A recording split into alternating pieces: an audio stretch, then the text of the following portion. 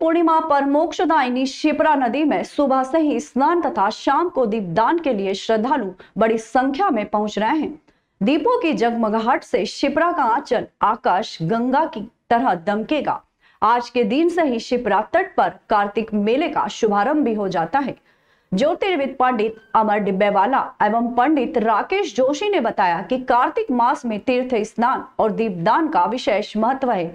जो श्रद्धालु इस माह में तीर्थ स्थान व दीपदान करने का धर्म लाभ नहीं ले पाए हैं, वे कार्तिक पूर्णिमा पर लाभ ले सकते हैं।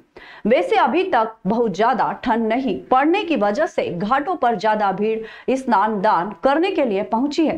कार्तिक पूर्णिमा पर दीपदान करने से पितरों का मार्ग अलौकिक होता है और वे प्रसन्न होकर वंशजों को सुख समृद्धि का आशीर्वाद प्रदान करते हैं। इस दिन शिप्रा स्नान के बाद पितृ कर्म करने से भी लाभ होता है। कार्तिक पूर्णिमा पर देवालयों में दीपदान का विशेष महत्व है। आज नाहन के दौरान 2 लाख से अधिक की संख्या में श्रद्धालु शिप्रा नदी के घाट पर पहुंचे और आस्था की डुबकी लगाने के साथ ही दीपदान कर अपने पितरों के तर्पण पूजन किया। शाम 4 बजे से भक्त शिप्रा नदी में दीपदान करने भी पहुंचेंगे। शिप्रा नदी में स्नान करने आए भक्तों की भारी भीड़ को देखते हुए घाटों पर बचाव दल को लगाया गया था। माइक पर लगातार अनाउंसमेंट किया जा रहा है। श्रद्धालुओं को गहरे पानी में जाने से एसडीआरएफ और होमगार्ड के जवान लगातार रोक रहे थे। आज कार्तिक मास के शुक्ल पक्ष की पूर्णिमा तिथि है। धर्मशास्त्रीय मान्यता के अनुसार कार्तिक मास सबसे पवित्र माना जाता है। इस पवित्र माह में पितरों के निमित्त पूजन करने की मान्यता है। यह कहा जाता है कि यम के निमित्त दीपदान करना चाहिए, पितरों के निमित्त जलदान करना चाहिए, पिंडदान करना चाहिए। यह करने से पितरों को मोक्ष की प्राप्ति होती है।